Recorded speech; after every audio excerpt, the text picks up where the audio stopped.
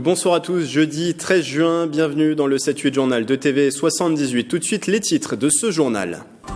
Le top départ a été donné à 17h30 depuis le Vélodrome National. Le 17e trophée des entreprises de Saint-Quentin en Yvelines se tient ce soir. Plus de 600 participants se sont lancés dans ce raid multisport. Nous serons à différents endroits du parcours dans ce journal. L'échéance approche, le baccalauréat débute lundi pour les séries générales technologiques et professionnelles. Les élèves de terminale et aussi de première qui passent les épreuves anticipées se préparent actuellement et nous avons suivi l'un d'entre eux. Enfin, il souffle ses 50 bougies. Le Plaisir Rugby Club fête cette année ses 50 ans. Une histoire débutée en 1969 et pour célébrer cet anniversaire, une grande journée est organisée samedi au stade Robert Barran. On en parle en plateau avec Thierry Lamandé, président du PRC. Et nous présenterons également tout à l'heure l'Opéra des enfants de retour ce samedi au Théâtre National de Saint-Quentin en Yvelines. Avant de développer ces titres, le déplacement ce soir de Christophe Castaner au commissariat des Mureaux. Le ministre de l'Intérieur assistera à la cérémonie d'hommage au couple de policiers tués à Magnanville. Et Jessica Schneider, qui officiait au commissariat de Mantes-la-Jolie, et son compagnon Jean-Baptiste Salvin, major de police aux Mureaux, ont été assassinés il y a tout juste 3 ans. C'était le 13 juin 2016, attentat perpétré par un homme se réclamant de l'État islamique. Notre premier point en direct depuis le trophée des entreprises qui se tient sur le Vélodrome National mais également à l'île de loisirs de Saint-Quentin en Yvelines. On retrouve sur place Nicolas Dandry, aux moyens techniques Mélanie Poquet. Et Nicolas, le départ a été donné il y a tout juste 30 minutes. Effectivement, Grégory, le départ a été donné à 17h45. Les quelques 600 participants sont partis. Ils représentent 70 entreprises du territoire. Ils forment des équipes de 3 et vous le voyez derrière moi, là je me trouve actuellement dans la zone de la course d'orientation. Donc il y a 7 épreuves au total sur un parcours qui fait un peu plus de 9 km. Les épreuves, il y a la course à pied, il y a la course d'orientation, il y a le relais VTT, le golf, le bike and run. Et pour terminer, avant le sprint final jusqu'au Vélodrome National, il y a une course de radeau. Et puis on se retrouve tout au long de cette émission sur le parcours. On découvrira les épreuves que doivent accomplir les 600 participants. Oui, vous allez sûrement vous laisser prêter au jeu, Nicolas. On vous retrouve tout à l'heure pour un autre point sur ce trophée des entreprises. Les Yvelinois en insertion récompensés. Hier, le département des Yvelines et son agence Activity ont remis les attestations de fin de parcours de formation. Une cérémonie se tenait au siège de la collectivité à Versailles. L'agence d'insertion Activité a accompagné cette année 471 Yvelinois bénéficiaires du RSA. Une remise en activité pour ces personnes en parcours d'insertion professionnelle. Ils ont suivi une formation dans des filières en tension qui rencontrent des difficultés de recrutement dans le département. Explication au micro de Marilène Pichino. La sécurité classiquement, mais aussi beaucoup de parcours d'insertion dans l'hôtellerie-restauration, des parcours d'insertion dans le bâtiment et travaux publics, mais aussi dans le numérique, dans l'archivage, dans les espaces verts. Et au-delà des parcours d'insertion qui sont faits pour l'industrie marchande, nous remettons des attestations à tous ceux qui ont accompagné dans les collèges avec l'entreprise CEMIDI, tous les collégiens dans la restauration et nettoyage des collèges. J'ai opté pour les ressources humaines qui étaient un peu en adéquation avec ma formation initiale qui est la communication. Et donc pour moi c'était un réel plaisir, une vraie chance que le département ait participé au financement de cette formation. Plus que 4 jours avant les tant redoutées épreuves du baccalauréat en France, plus de 740 000 candidats vont se présenter à l'examen cette année. Un moment forcément de stress et pour préparer au mieux cette échéance, la médiathèque du Canal à Montigny-le-Bretonneux propose des séances de coaching actuellement. Audrey Chaillot, Océane Bazir et Mélanie Poquet. C'est l'idée de l'Europe au XXe siècle, et ça c'est la décolonisation. Des fiches pour chaque période historique. Lundi, Tassédine passera son épreuve d'histoire, le baccalauréat, un examen qui stresse le jeune homme de 20 ans. C'est un diplôme qui va me permettre de m'ouvrir des portes pour mon futur. J'aimerais aller jusqu'à un bac+5 en gestion de concession automobile. Comme Tassédine, ils sont une trentaine de candidats à être venus chercher un soutien dans leur révision. À la médiathèque du Canal, ils reçoivent un coaching personnalisé dans ces derniers instants. Ils sont beaucoup demandeurs de la méthodologie et de la gestion du temps, en fait, comment gérer leur temps sur les 4 heures d'épreuve et aussi quels choix stratégiques mettre en place quand on est bloqué. Leur donner des outils pour arriver à mémoriser toutes les connaissances qu'on leur demande d'acquérir sur la période du bac. Tout ce qui est gestion éventuelle des émotions, du stress, de l'anxiété, de la surprise face à un sujet qui nous déstabilise. Savoir apprendre, de savoir travailler, en fait, il n'y a pas que les connaissances. Et le coaching scolaire permet, entre autres, permet ça. 17 juin, top départ de 6 jours d'épreuves. Les résultats sont attendus le 5 juillet prochain. En 2018, 86% des candidats de l'Académie de Versailles ont obtenu le précieux sésame. Un demi-siècle pour cette association. Le PRC fête cette année ses 50 ans. Plaisir Rugby Club. Et une grande journée sportive, une grande journée festive également est organisée samedi. C'est au stade Robert Barran de Plaisir. Et pour en parler, Thierry Lamandé, bonsoir. Bonsoir. Vous êtes le président du PRC. 50 ans pour ce club de Plaisir. Qu'est-ce que ça signifie ? Beaucoup de choses, parce qu'on est parti quand même, du moins les personnes qui ont monté le club, les enseignants, des gens de l'hôpital Charcot à la base. Il y a 50 ans, même un peu plus, parce que il y a 50 ans qu'on a pris le sigle Plaisir Rugby Club. En 61, donc on a débuté le rugby sur Plaisir au sein de l'ASM, le club omnisport de la ville, quoi. Et donc ils ont pris leur autonomie. Début dans l'ASM, et il y a eu une prise d'indépendance en 1969. La section rugby de l'ASM, de cette association sportive municipale, a fondé son club. Voilà. Le avec Plaisir des Rugby statuts Club. Spécifiques au club. Donc on le rappelle, né en 1969. Alors vous êtes arrivé au club à l'âge de 13 ans. Et au début, vous l'avez dit, alors c'est une anecdote assez amusante, vous avez dit à nos confrères des Nouvelles de Versailles, au début, le sport se pratiquait sur des champs. Il n'y avait pas vraiment de terrain de rugby, oui, c'est ça ? C'était plutôt un prêt de terrain par un paysan, un agriculteur entre Plaisir et les Clés. D'ailleurs, vous aviez un petit moulin, ce qu'on a représenté sur notre affiche des 50 ans, où c'est là qu'ils s'entraînaient, qu'ils jouaient le dimanche. Ils se changeaient dans des wagons, pour vous dire, il fallait avoir la foi. Alors on me dit à l'oreillette qu'on n'a pas bien vu l'affiche, donc vous parliez de ce moulin. Donc racontez-nous l'histoire de ce moulin. Mais entre Plaisir et les Clés, il n'y avait que des champs, et donc il y avait se situait un moulin, et c'est au pied de ce moulin que l'agriculteur prêtait son terrain. Donc voilà, il y a un élément historique en tout cas pour ce moulin. Donc je le rappelle, une grande journée festive qui se déroule ce samedi. Rassurez-nous, les installations ont bien évolué pour Plaisir. Oui. Maintenant, vous pratiquez le rugby sur des terrains tout à fait appropriés. Tout à fait.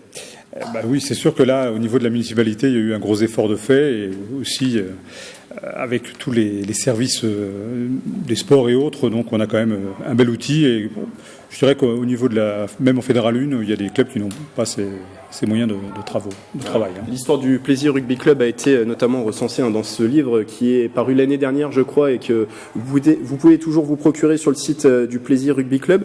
Quand on évoque cette histoire du Plaisir Rugby Club, quel souvenir vous vient en tête ? Est-ce qu'il y a des noms, peut-être des grands noms de l'histoire du club qui ont marqué cette histoire du club ? Oui, bien sûr. On a toujours Armand Perrier là, qui sera présent aussi, qui est donc un des fondateurs, avec Lucien Pochestrade qui sera là aussi.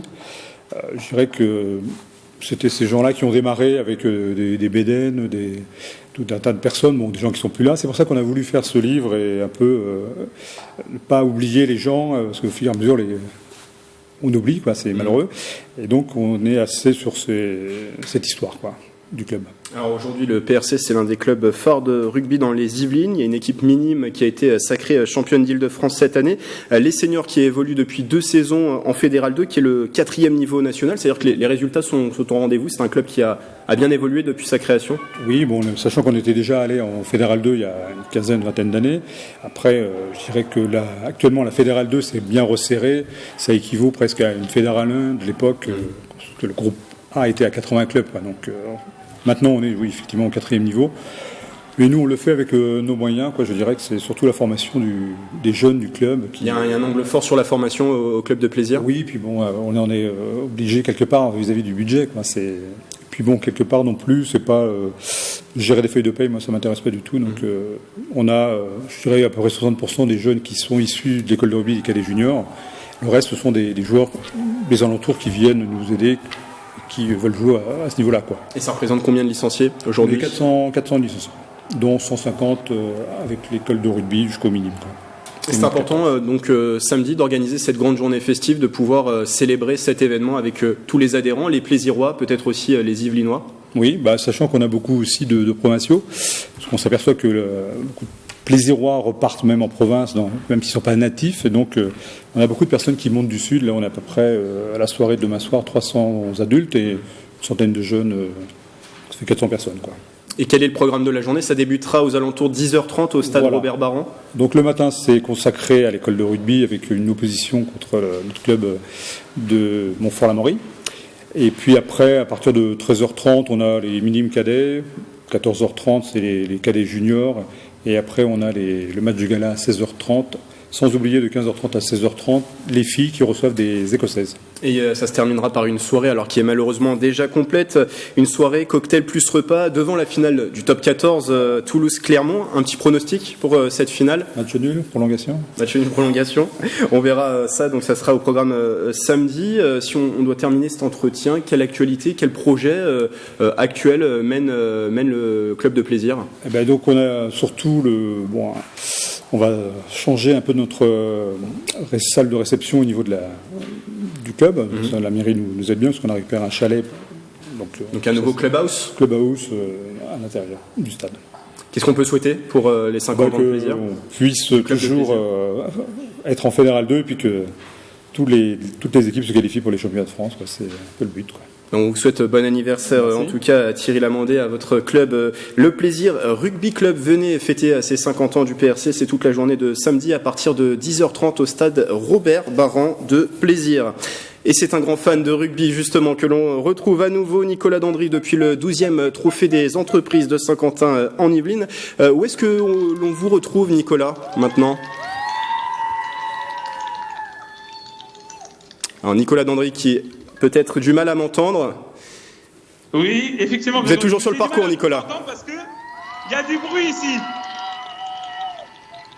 Effectivement, Grégory. Et qu'est-ce que serait le trophée des entreprises sans ces supporters?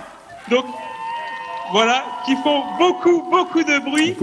Et je suis avec Sarah, donc Sarah qui vient supporter sa Tata. Alors Tata, elle est forte dans quelle épreuve? Je sais pas vraiment, mais je pense le canoë.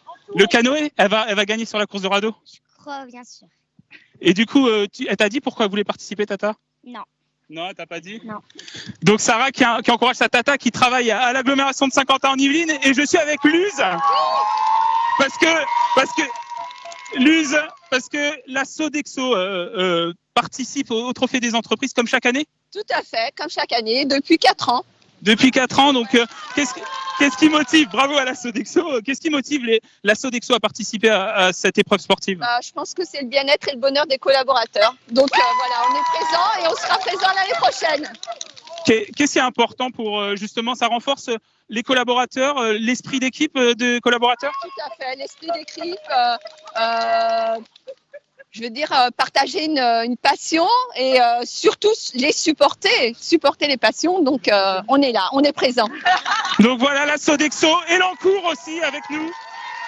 Et je pense que ce soir, elles n'auront plus de voix. Grégory. Merci Nicolas, on vous retrouve une dernière fois d'ici la fin de ce journal. Ça sera d'ailleurs à la fin de ce journal et je rappelle que Mélanie Poquet vous accompagne derrière la caméra pour les moyens techniques. Culture à présent avec le retour de l'Opéra des enfants. La 17e édition de cet événement se tient ce samedi à 20h30. C'est au Théâtre National de Saint-Quentin en Yvelines et c'est le grand chœur des enfants des écoles de Saint-Quentin en Yvelines, accompagné notamment de la maîtrise de trappe et de ces jeunes solistes qui interpréteront Pinocchio, un opéra d'Étienne Perruchon. Pour en parler, 2 invités autour de cette table. Marie Astier, bonsoir. Bonsoir. Vous signez la mise en scène de cet opéra et Hervé Farge, bonsoir. Bonsoir. Président de l'APMSQ, qui est l'association de promotion pour la musique classique à Saint-Quentin en Yvelines. 358 enfants cette année qui font partie du chœur. On peut rappeler quel est l'objectif déjà de cet opéra des enfants? Alors l'objectif d'Opéra des enfants, c'est vraiment un projet qui est essentiellement social et culturel. Le but est en fait de mettre les enfants sur scène plutôt que de les mettre dans une salle pour qu'ils découvrent la culture en la jouant plutôt qu'en la regardant. en passant 8 mois à apprendre des partitions par cœur et ensuite se retrouver tous ensemble sur le plateau de la scène nationale où ils vont jouer devant un public. On va attendre 1000 personnes à peu près. Dans ce public, il y a les familles, il y a le public, un public de Saint-Quentin et ça permet aussi donc aux familles de venir voir leurs enfants sur scène, mais dans des spectacles d'immense exigence. Vous parliez d'ensemble, ça revient à ce que vous disiez, il y a un côté social dans ce projet de vivre ensemble, finalement. Voilà, c'est vraiment le vivre ensemble, puisque là, par exemple, cette année, on va avoir des écoles des Clés-sous-Bois, donc d'un quartier plutôt privilégié. On va avoir des écoles du Valibou à Plaisir, qui sont des quartiers prioritaires. Et ça, je crois que c'est une première avec ces communes qui ont intégré 50 ans en Yvelines en 2016. Tout à fait, c'est une première, donc on est très content parce que Association Promotion Musique à 50 ans en Yvelines, ça veut bien dire Saint-Quentin en Yvelines. Et nous sommes une association culturelle qui travaillons sur l'ensemble de Saint-Quentin en Yvelines. On a donc en fait travaillé avec toutes les villes de Saint-Quentin jusqu'à 2016. Et puis depuis 2016, il va nous manquer plus que Coignières, Maurepas et la Villepreux. Et Villepreux, voilà, la dernière ville. Alors l'opéra proposé cette année, c'est Pinocchio, inspiré bien sûr de l'œuvre de Carlo Collodi. En 2007, c'est le compositeur Étienne Perruchon qui a créé cet opéra sur un livret de sa femme Jeanne Perruchon. Étienne Perruchon qui est décédé en mai des suites d'une longue maladie. C'est un hommage que vous avez voulu lui rendre? En fait, c'est un tout petit peu un hasard qui est devenu en fait un hommage. C'est-à-dire que... Je vous disais, ça fait 8 mois que vous travaillez sur cet opéra. Puisque ça fait 8 mois qu'on travaille sur ce sujet. On avait énormément apprécié travailler avec Étienne Perruchon, puisque après on a joué 2 autres spectacles. Le premier c'était Dogora en 2010 où on l'avait joué à Vélizy, et puis en 2012 Chiquidan. Et c'est quelqu'un d'assez extraordinaire. Cet opéra en 2007 il l'avait créé pour nous. Et en plus, il nous en a fait cadeau, ce qui est quand même assez sympa pour un compositeur, parce qu'il nous a pas fait payer la création. Et on avait envie de le redonner. Donc, je l'ai contacté en juin l'an dernier. Et on a longuement discuté. Il était très content de le redonner. Et d'ailleurs, je lui avais fait signe en demandant s'il viendrait avec son épouse pour les 12 ans de sa création. Et puis, ça a été le drame, puisqu'on a appris le 16 mai qu'il était décédé. Donc ça sera l'occasion de lui rendre hommage sur cette soirée. Un hommage très fort. Marie Astier, donc vous signez la mise en scène pour cet opéra Pinocchio. Déjà, oui, sur le côté hommage, j'imagine, c'est aussi quelque chose de particulier pour vous de présenter cette œuvre? Bah oui, c'est quelque chose de particulier pour moi. Moi, c'est ma première mise en scène d'opéra. Et je trouve effectivement que c'est un bel opéra pour Saint-Quentin en Yvelines, parce que 350 enfants sur scène qui sont là, c'est vraiment intéressant. Et ce que je trouve beau, c'est que les individualités ne s'effacent pas dans le groupe. Et ça, je trouve ça vraiment intéressant dans le chœur. Et là, moi, mon idée, c'était de faire en sorte que les choristes chantent, mais aussi fassent un peu, entre guillemets, partie du décor. Donc, je vous t'en dis pas trop pour que vous puissiez venir, mais à un moment, ils font les vagues. Ils sont vraiment partie intégrante. C'est pas juste, je me lève, je chante et ensuite je me rassois. J'ai une responsabilité aussi en tant que choriste, différente, mais tout aussi importante que les solistes. C'est important de le préciser, c'est un opéra écrit pour les enfants, vraiment, ils y tiennent les premiers rôles. Comment on met en scène un tel opéra, justement? Alors moi, ce que j'ai essayé de faire, c'était d'adapter, en quelque sorte, au public. C'est-à-dire que, pour donner un petit exemple, le chat et le renard, qui sont un petit peu... des loupards, j'ai vraiment fait dans les costumes des sweats à capuche avec un C dans le dos et un R, et je leur dis voilà, en fait ils sont en train de zoner et Pinocchio il a de l'argent et on va aller lui piquer son argent. Et du coup tout de suite j'ai essayé de faire en sorte que les enfants s'approprient vraiment cette histoire d'un petit garçon, enfin d'un petit bout de bois qui devient un pantin, qui devient un petit garçon, mais qui traverse des épreuves que eux aussi peuvent traverser tous les jours, et comment on s'en sort, qu'est-ce qu'on en pense, pour essayer de les impliquer vraiment dans l'opéra et dans l'histoire que ça raconte. Et le tout avec un mélange des genres, parce que ça mêle Pinocchio, en tout cas cet opéra créé par Étienne Perruchon, l'opéra classique finalement, et aussi la comédie musicale. Alors, il est quand même relativement classique. Oui. C'est-à-dire que autant Chiquidan et Dogora étaient plutôt effectivement des comédies musicales, autant là c'est quand même un opéra, et un opéra fait pour des enfants. Et donc les airs, c'est vraiment de la musique très travaillée. C'est un très grand compositeur, Étienne Perruchon. C'est très travaillé, c'est très difficile, très difficile à chanter. Autant pour les chœurs, nos intervenantes musicales nous disaient vous êtes fous, on va jamais y arriver. Mais là vous vous allez voir, ça va être extraordinaire. Il reste des places ? Il reste des places, mais il faut réserver très très vite. Et voilà. Et alors l'intérêt aussi, si vous voulez, c'est que en 2007, pour les airs très difficiles, on avait fait appel à la maîtrise de Paris. C'est donc la maîtrise qui chante avec l'orchestre de Paris à la Philharmonie. Donc vous voyez le niveau. Et maintenant, c'est la maîtrise de Trappes-en-Yvelines qu'on a créée en 2011 qui va chanter. Et donc les rôles d'enfants, parce qu'il y a des rôles de solistes très très très difficiles, vont être chantés par des enfants de cette maîtrise. Ce sont des enfants qu'on a repérés au moment du spectacle Les Enfants de Verdi en 2011 et qui depuis sont à la maîtrise et vont chanter les rôles de Pinocchio. Et je précise, parce qu'on arrive à la fin de cet entretien, que la billetterie est ouverte sur votre site, le site qui s'affiche en bas de l'écran. Merci Hervé Farge, merci à Marie Astier, donc vous signez la mise en scène de cet opéra Pinocchio, Hervé Farge, président de l'APMSQ. Depuis presque 30 ans, il sublime les plats de l'abbaye des Vaux-de-Cernay. Alain Pontoiseau est le sommelier de la table du prieur. Il a récemment été titré du titre donc de maître sommelier par ses pairs, une distinction qui récompense sa passion. Marie-Lania Pichino signe son portrait. Donc la présentation, ça sera... je pense, ça sera comme ça. Après, je pense qu'il faut que tu le serves comme ça devant les... Cet après-midi-là, au restaurant Le Prieur de l'abbaye des Vaux-de-Cernay, chef cuisinier et chef sommelier travaillent sur les accords mets et vins de la nouvelle carte. Vous arrivez à vous entendre à chaque fois ? Oui. Bien sûr. Ça fait 14 ans qu'on se connaît et on s'entend très bien. 14 ans d'une collaboration quotidienne pour des repas haut de gamme, constamment en évolution. Tous les plats sont dégustés avec toute l'équipe de salle et la cuisine. Et je dirais même au cours du premier service, on refait encore, on apporte quelques ajustements. Alain Pontoiseau s'occupe des caves du prieur depuis 29 ans. Les 600 références y sont classées de manière bien précise. C'est un plaisir, c'est que quand on rentre, on sait que les bouteilles sont bien rangées et tout se tient. D'abord en salle dans une maison parisienne, il y rencontre un membre de l'association des sommeliers de la capitale. Ici naît son amour pour l'art des cépages. Une passion qui ne le quitte plus et dont il fait son métier. C'est un lieu qui est paisible. Et de temps en temps, ça fait du bien même d'y passer 15 minutes en regardant les étiquettes. C'est notre havre de paix. À la table du prieur, il développe sa carte. La sommellerie est un savoir ancien, mais Alain Pontoiseau sait prendre en compte ses évolutions. Le vin est quelque chose de vivant. On ne peut pas dire je fais une carte, je garde les vignerons. Pendant 30 ans, je vais garder les mêmes vignerons, je vais changer les millésimes. Je pense que là, je ne fais pas mon métier.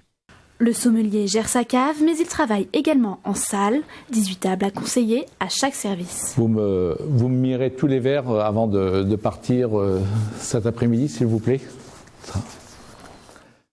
Faut aimer les gens parce que c'est vrai que sommelier dans une maison, les personnes nous posent beaucoup de questions. On a la chance d'avoir des contacts avec du client. Et puis avec le vigneron, quand on va dans le vignoble, c'est vrai qu'on a des moments d'échange quand même qui sont importants. Voilà, donc je voulais te faire goûter ça parce que je trouvais ça intéressant. Régulièrement, Alain Pontoiseau rend visite à son ancien apprenti. Enzo Housset a commencé en salle avant d'embrasser la même passion que son tuteur. Aujourd'hui, il est assistant sommelier à la table du 11 à Versailles. C'est plus mon apprenti maintenant, c'est devenu un homme qui fait ses dégustations, il fait ses voyages, il est avec un nouveau chef sommelier, donc il découvre d'autres choses que moi j'ai pas pensé, ou j'ai pas découvert, ou j'ai pas dégusté. Un mentorat qui prend aujourd'hui une forme d'amitié, l'ancien apprenti est fier de montrer son nouveau terrain de jeu. On a fait rentrer donc des petites nouveautés, Antoine Bouvet donc sur le mont de la Vallée. C'est une petite nouveauté. Ça c'est vraiment sympa. Donc c'est un vigneron qui a 1 hectare de vigne. Il ne faut pas oublier les personnes qui nous ont transmis certaines choses, qui nous ont éduqués, qui nous ont appris. Je pense que dans 10 ans, 15 ans, c'est pas impossible que j'appelle Alain si j'ai un souci sur un accord. Une transmission au cœur du métier et du sommelier, Alain Pontoiseau a fait de l'univers du vin sa deuxième famille, avec laquelle il entend bien continuer de nombreuses années. Prochain challenge potentiel, le concours de meilleur ouvrier de France. Avant de refermer ce journal, on retrouve une dernière fois Nicolas Dandry depuis le Trophée des entreprises. Je le rappelle, c'est un raid multisport, Nicolas, qui regroupe les sociétés du territoire de Saint-Quentin-en-Yvelines. Et ça va se poursuivre, ce raid, pendant toute la soirée ? Effectivement, Grégory, ça va se poursuivre. Et là, je suis actuellement sur l'avant-dernière épreuve de ce trophée des entreprises. C'est la course de radeau et je suis avec... alors habituellement, il est directeur du service logement de Saint-Quentin-en-Yvelines, mais aujourd'hui, il s'occupe de cette épreuve. Antoine Beau, bonjour. Bonjour. Et oui, les radeaux, l'épreuve mythique du trophée des entreprises. Auparavant, c'était des canoës, c'était trop facile. On est passé avec des radeaux boudins pas terribles, pas très stables. C'est beaucoup plus drôle. On est là pour les accueillir. Il va y avoir 220 équipes qui vont passer sur ce circuit de radeaux. Ça va être assez mouillé, arrosé, mais c'est l'esprit de... C'est quoi la meilleure stratégie pour réussir cette partie ? Eh ben, il faut être coordonné quand même, parce qu'on a 2 pagaies, un devant, un derrière, et celui du milieu, il regarde le paysage, il profite de l'île de loisirs et de voir la nature. Voilà Grégory, on connaît la stratégie pour les radeaux. Alors aucun participant pour le moment, aucune équipe n'est arrivée, mais ça va pas tarder. Donc ce sera l'avant-dernière épreuve et ils finiront avec un sprint jusqu'à l'intérieur du Vélodrome national. Et peut-être quelques instants, Nicolas, pour vous entraîner au radeau. On vous remercie et on remercie également Mélanie Poquet aux moyens techniques. Nous reviendrons d'ailleurs sur cette 12e édition du Trophée des entreprises. Ce sera demain dans l'émission 7-8 l'hebdo présentée par Aurélie Ronze. Dans un instant, c'est Marilène Yapichino que vous retrouvez aux commandes de son 7-8 loisirs. Elle vous donnera toutes ses idées de sortie pour le week-end à Saint-Quentin-en-Yvelines et dans ses environs. Voilà, c'est la fin de ce journal. Belle soirée sur TV 78.